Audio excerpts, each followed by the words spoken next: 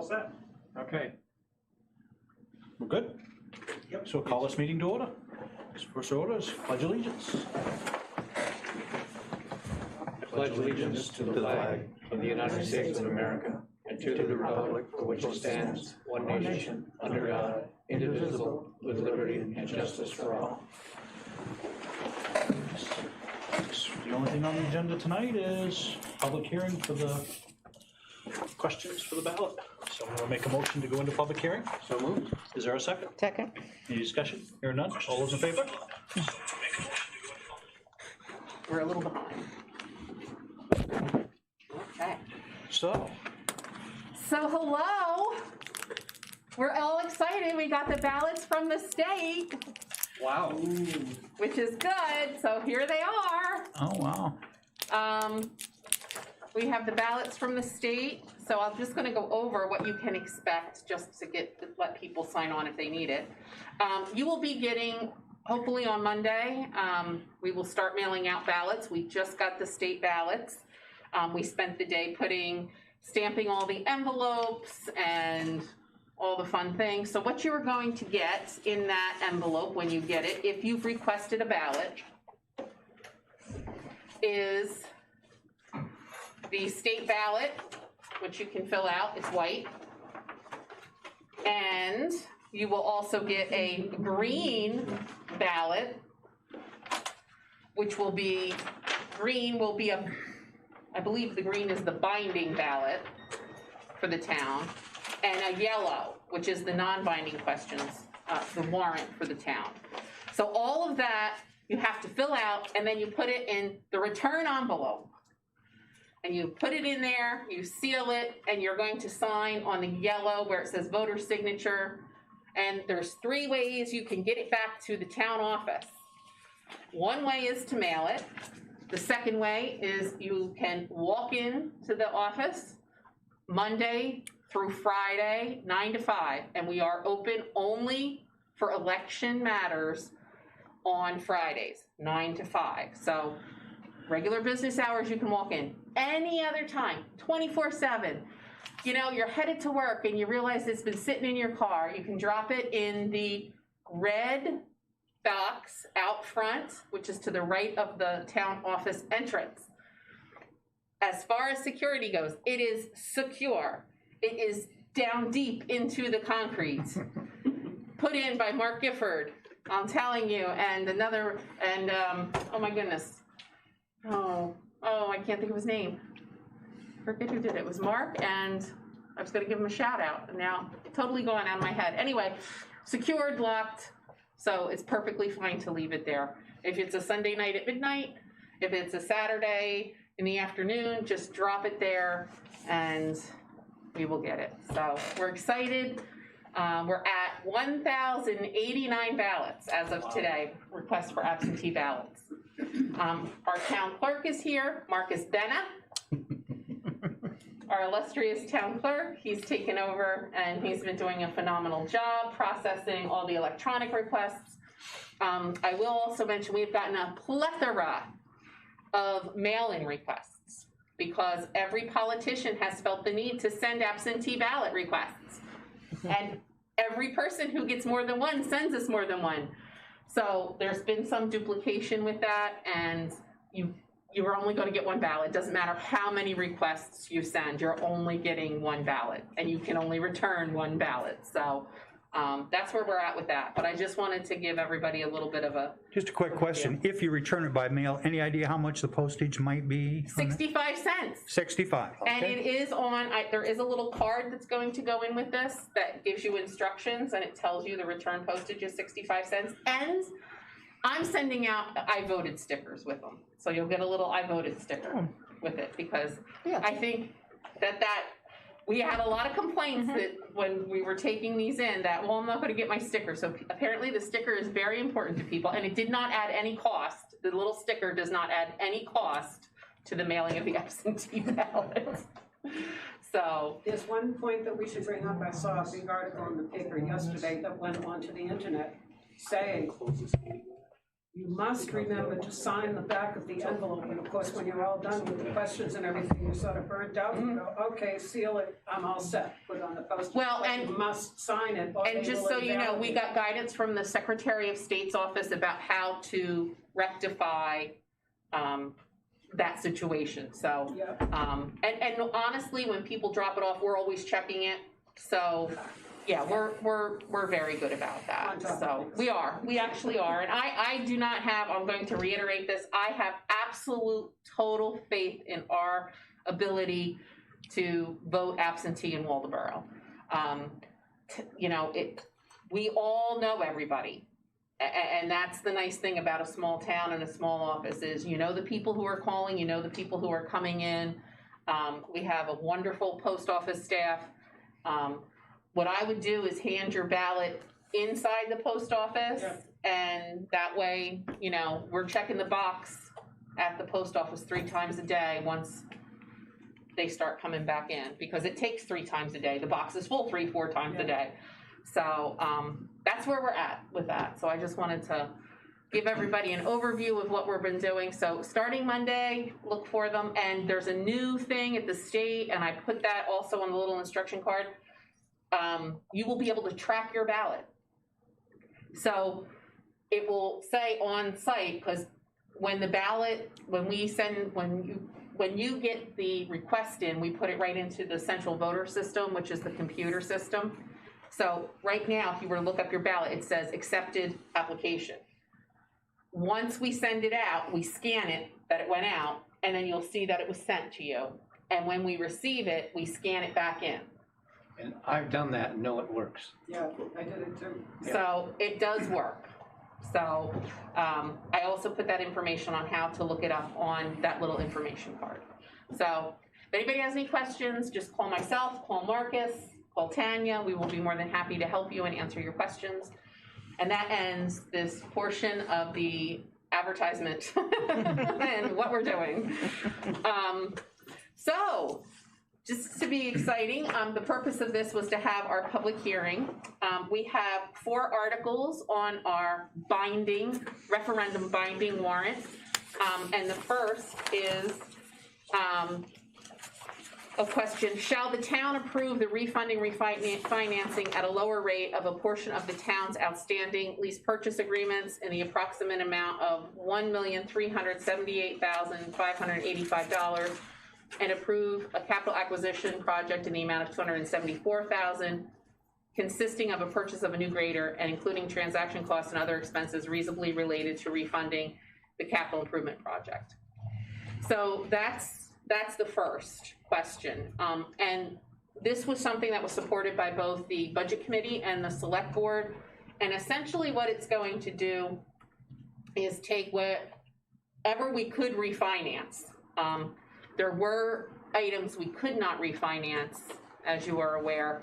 Anything we financed through the Maine Municipal Bank, which leaves the outstanding portion of the Public Works building, and any water and sewer projects, that's all been done through Maine Municipal Bond Bank, so we are not going to be able to refinance that. But we're looking at going from, around 4% interest, and they're anticipating 2% or below by the time of sale. So that's money that we're going to save over the next 13 years, and now is the time to do it. The next 3 questions are land use related, and I have Maximilian Worth a Billion, our town planner, here in case anybody has any questions. Article 2 is, shall an ordinance entitled Waldeboro Land Use Ordinance dated November 3rd, 2020 be enacted to conform with the 2018 comprehensive plan and to repeal the existing land use ordinance? And that's a result of, if you'll recall, the comprehensive plan committee met for how many years, Jan? You were on the committee. I don't know, it just went on forever. Quite a while. Yeah, a couple of years anyway. But they were great, and we adopted the comprehensive plan, and then we had an equally amazing land use committee made up of members of the public and also a member of each committee that we have. And they worked on the revisions to the land use ordinance, and they were stellar. They were here Monday nights, wasn't it Monday nights? Monday night. For a long time, throughout, meeting by Zoom, and, I mean, they I think we took a. took a little I think there hiatus, was a but, bit of a hiatus, if I recall that. but they did a phenomenal job. But I will commend the fact that it started out as one meeting a month, but then because of COVID, they were willing to meet 2 meetings a month. So, I mean, you guys meet 2 meetings a month, but, yeah. Great. All fantastic. So Article 3 is shall Article 8 floodplain management be removed from the existing land use ordinance and in its place be adopted floodplain management ordinance as a separate ordinance.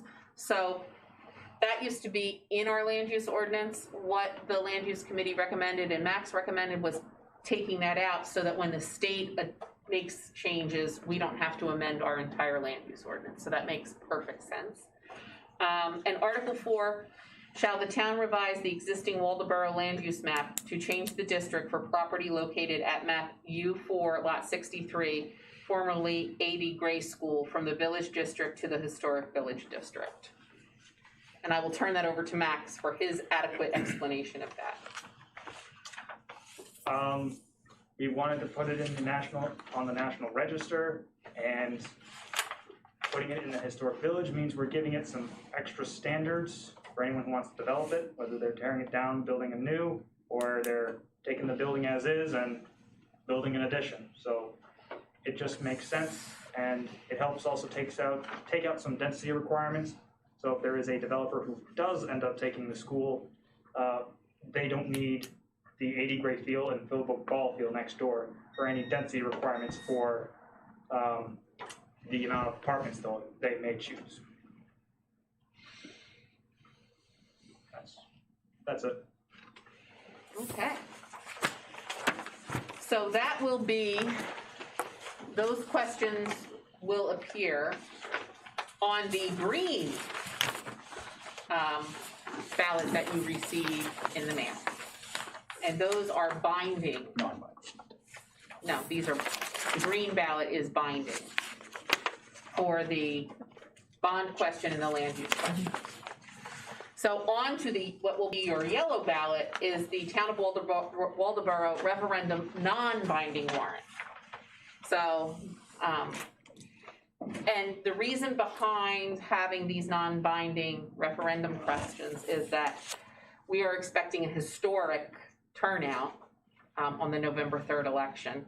And we'll have a golden opportunity to gauge what our residents think about some ideas that have been presented and potential projects, and figure out really where their heads are about certain projects.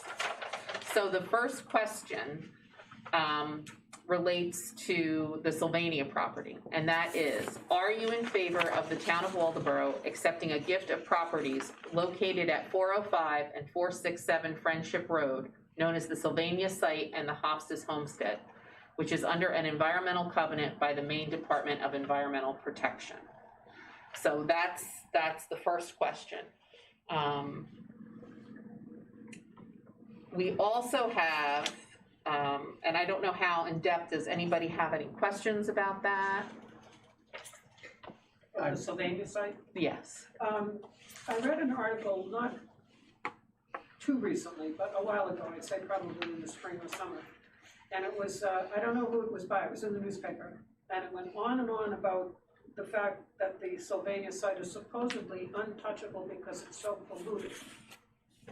Is that, if there were chemicals or things that had, whatever was going on before with what they were manufacturing that polluted the site. Is that true, or is that? Well, it's under an environmental covenant because there are tetrahydrochloroethylene. Tetrachloroethylene. Tetrachloroethylene. Yep.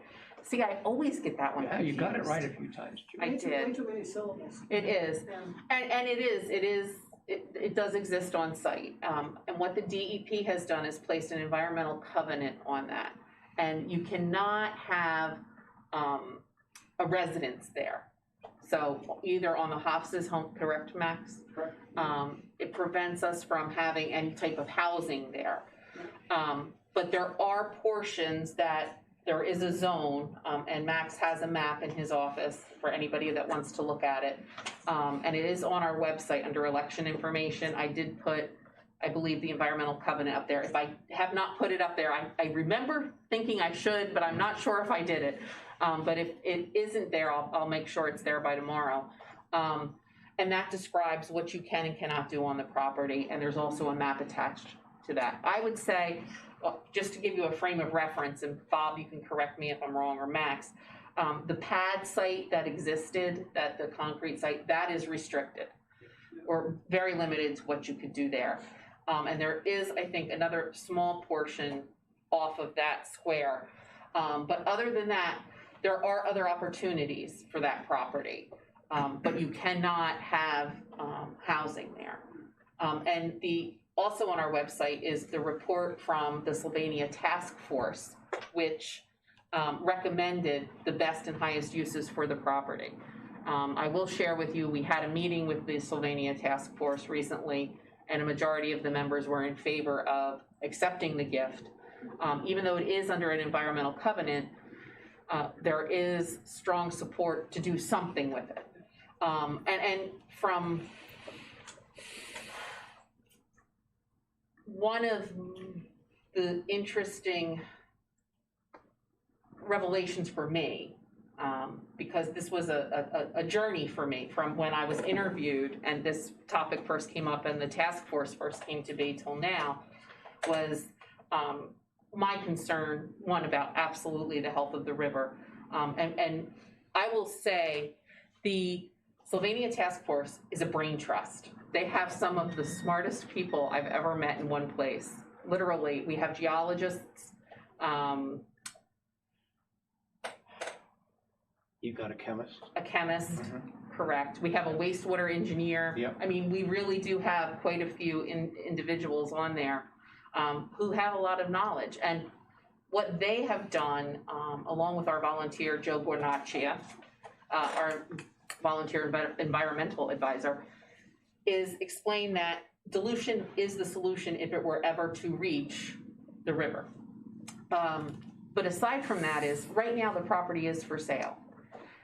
And my concern is what happens if somebody for, say, the listing price was $50,000, buys it thinking, oh, this is a great deal, $50,000, and something does, God forbid, ever transpire. The liability lays with Leadvance. It does.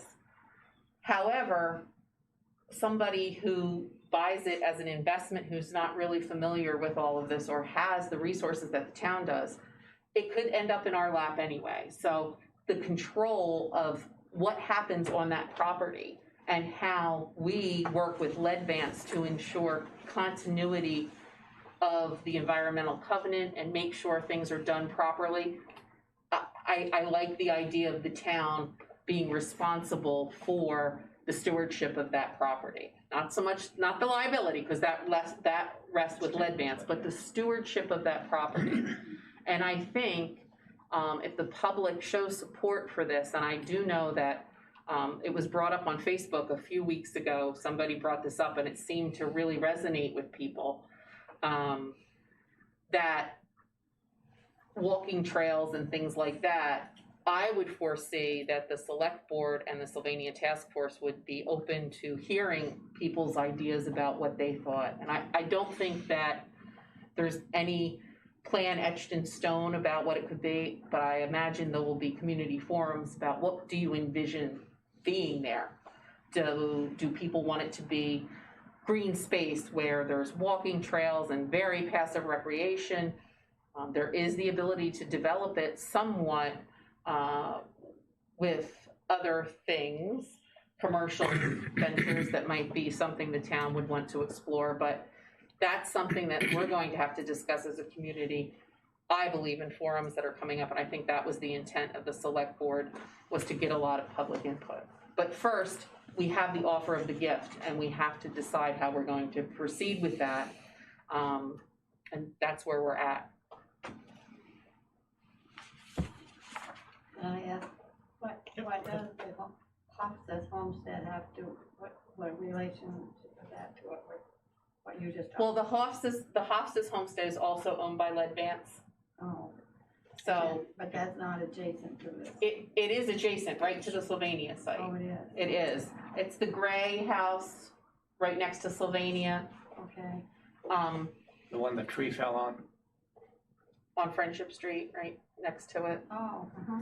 And that house, there's been interest expressed at one point by the Historical Society. It is a very historical home. That is where Jean told me. Used to be a tavern. A tavern, but it was right where they would come across with the That's barges, right? The ferry. The ferry. From the The other ferry side of would the come river. across. So apparently it was a really happening place in Waldoboro at one point. You would come across the river, have a few drinks, go back across the river or go about your business. So it's a very historic home, and it would be great to have it preserved, I'm sure, is what the Historical Society would like to do with that. So that's where we are with the Sylvania site. If anybody has any questions, feel free to ask. The next question, and I just want to make sure. Are you in favor of the town of Waldoboro selling the A.D. Gray School for $1 to Volunteers of America in order to provide up to 36 units of affordable senior housing within the footprint of the A.D. Gray School at the time it was closed in 2009? So last night, the Volunteers of America hosted a meeting here at the town office. It was well attended. And they've offered to come down, just so everybody's aware, and do that again here at the office if anybody has any questions. And this is something that as you all know, the select board, when I first got here, this was, again, 3 years ago, an item where there was discussion about tearing it down. There was discussion about what to do with it. And I guess those discussions have occurred ever since 2008. So here we sit in 2020, and we have an offer from Volunteers of America that the A.D. Gray Committee is pursuing currently. That, again, Volunteers of America offered to come down if we would like them to, and if anybody has any interest in that, if we could just let Max know and he can coordinate that with them. I thought it was a very informative meeting last night. I think there were people who had a lot of questions that were answered. Today I received positive feedback from the neighborhood, which was nice to hear. So I think that will be an interesting question. And I'm interested to see, how that goes. I think it's fair to say, wouldn't you, Jan, that everybody at that meeting was positively disposed when they finished. By the time they finished explaining what they wanted to do and what their ideas were, they all thought it was a great idea and it would benefit the town. Yeah, I think the majority did. I think there was someone who was, questioned it, but, yeah, they had a positive feel about it, did. And they've done good projects too. They've got one in Thomaston as well, I believe. Correct. Yeah. And I think that, if anybody has questions, again, contact myself or Max. And just because if you don't think of a question right now and you have one later, Max and I are more than happy to, answer any questions you might have. The next one is the big one. Are you in favor of the town of Waldoboro constructing a 24,000 square foot community center at the existing recreation complex on West Main Street in the area behind the ball fields behind Miller School? Now, we had to do that because people are sometimes confused of where those fields are. And especially if we use their name. And as I've learned, sometimes what I call things that are their proper names have other names. And this way, we're very clear on where it is. The Recreation Committee has recommended including a gymnasium, locker rooms, walking track, fitness center, multi-purpose room, kitchen, and offices. And that's a yes or a no question. And then after you answer that, there's a choose from one of the funding options below, realizing the estimated amount for all amenities listed above is $6 million. And then there's 4 choices we gave. One was, are you willing to bond up to 2 million? Are you willing to bond up to 4 million or 6 million? And the 4th choice is, I do not support construction of a community center. Now, each one of those choices comes with what it would add to the annual debt service, and the payment is estimated at 20 years, and we're estimating an assumed interest rate of 2%. Now, the 24,000 square foot building was based on what the Recreation Committee had received from input from the survey that they had done. Marcus did a wonderful job of finding a community center kind of in process where we got good numbers for per square foot construction numbers that we translated into this. So this will give us an idea of where people's heads are, but for those amenities, that's a $6 million building. But we need to know what people are thinking and what they're willing to spend. The next question down from that is, are you willing to authorize up to $216,000 per year to cover the salaries and operating expenses for the recreation department, including the operation of the community center? Because that, again, it's not fair to say, hey, are you going to fund a building and not know what the potential costs are once you build the building?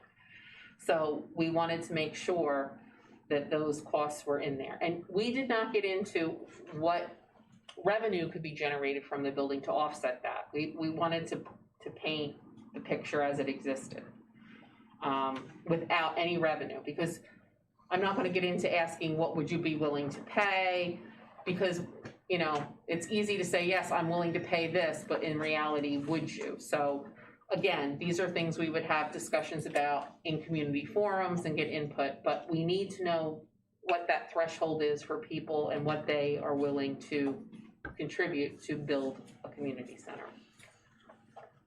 Is there going to be a discussion of adding something to everybody's taxes? There is, and in these questions, for the construction of community center, say you wanted to do one for 2 million, that would add another 122,313 to annual debt service.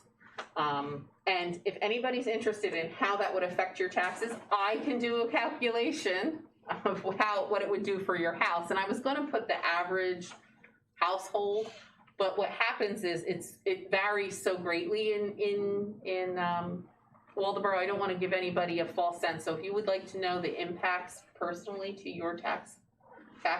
Not so much that as everybody's going to have the same question. Yeah. And so I thought, you know, maybe there's a sort of a chart that you could put somewhere on the internet or something saying. I could put the formula. Your house is evaluated at 100,000, 200,000, 300,000, etc. Because that gives people a realistic Real number. vision of. It does, and I can do that. Want to be hit. I would be more than happy to do that, and I can even give you the formula so that everybody individually could figure it out. Yeah. Yeah. And I think that would be a great idea. You know, if it's $100 a year for a small house, you'd say okay, but if it's $500, whoa.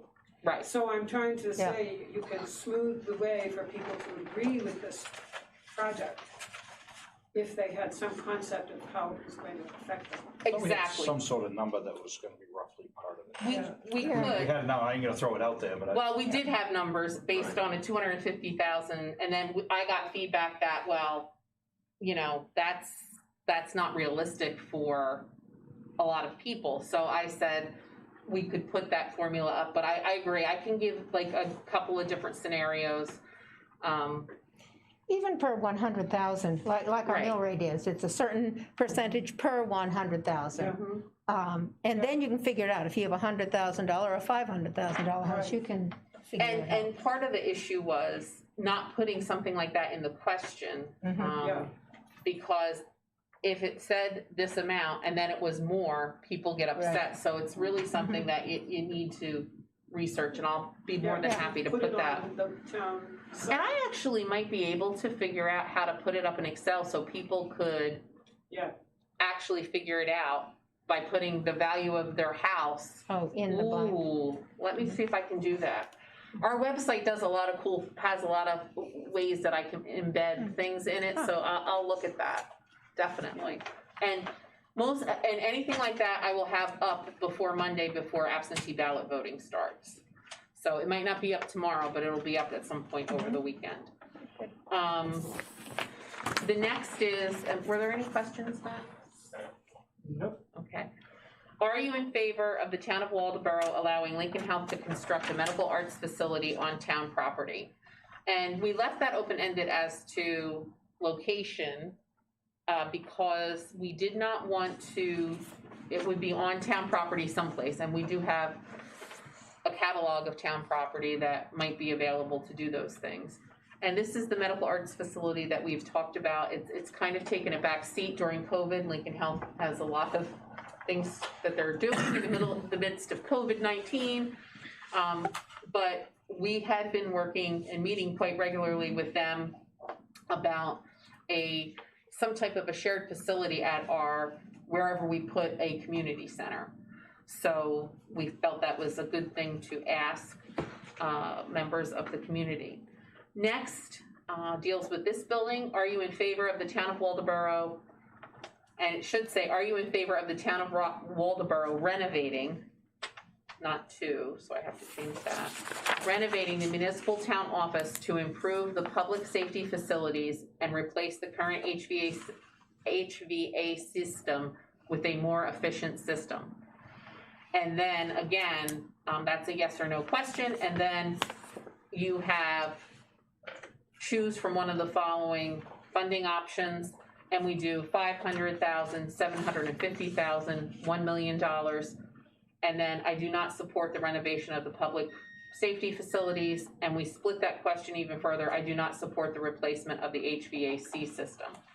So those are the non-binding questions that we have. And hopefully everybody will answer them and we'll get a very good gauge of how our public feels. Would it help to number each question? I did it with the articles on the first one. I know, that's why I thought.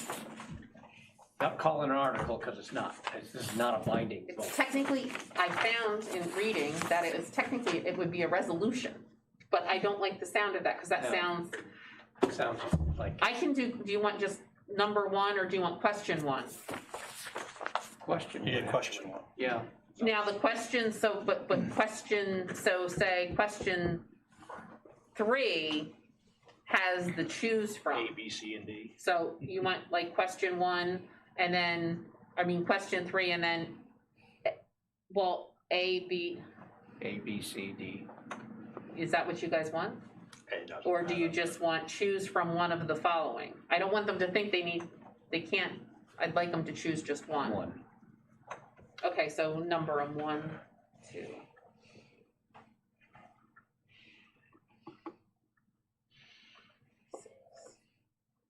Okay, there's 6 questions there then.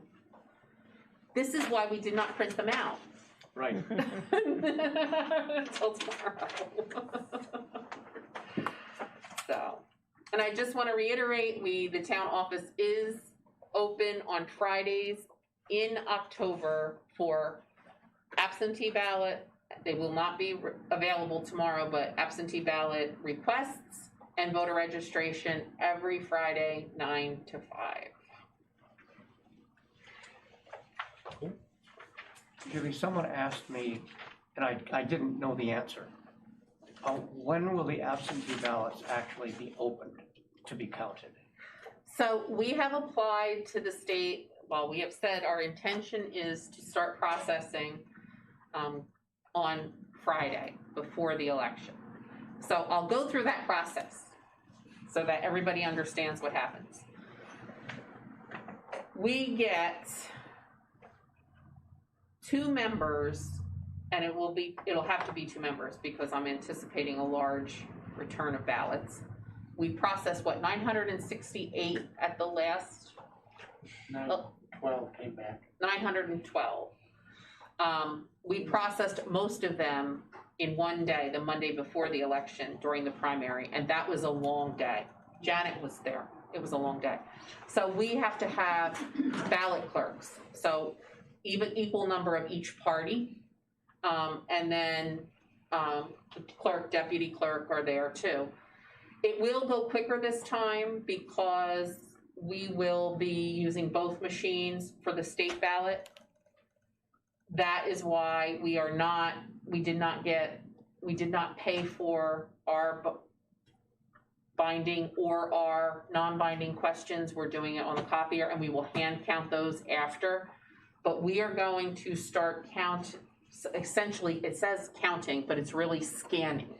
So we open up the envelopes, we put them through the machine, but there's never a total. So we don't know on that Friday, Saturday, Sunday, Monday, if we open and process all 4 days, we don't know the results. You can't see the results, you can't get the results. Everything stays in the machine. And we're probably going to start on that Friday.